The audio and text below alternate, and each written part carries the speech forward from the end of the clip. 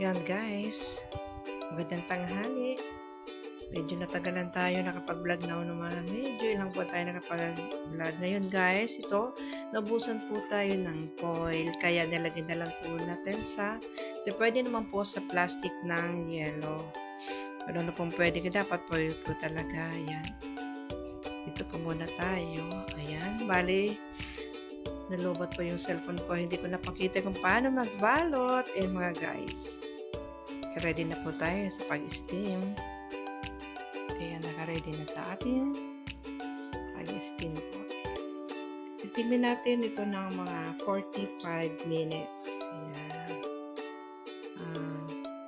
Kumusta po sa aking YouTube channel?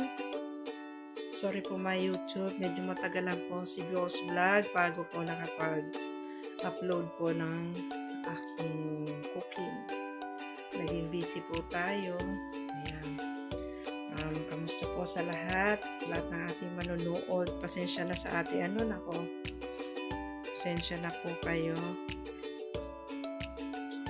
Naging busy si ang Lola Piol, na busy.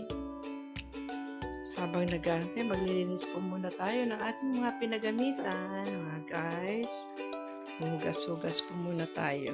Ayan, dami kong ginamit na mga bubot.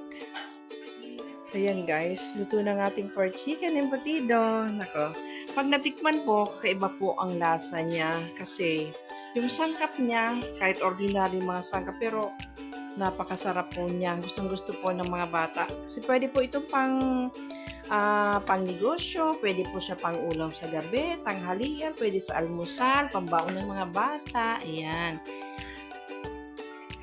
Ayan. Ang sarap po niya. Ayan. O tapos kung gusto niyo po na igawa pa siya sa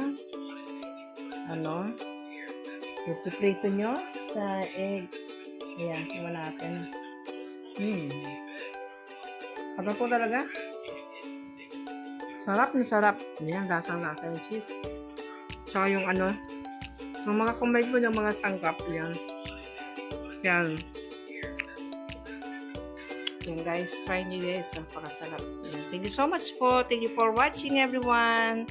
God bless us all. Bye-bye.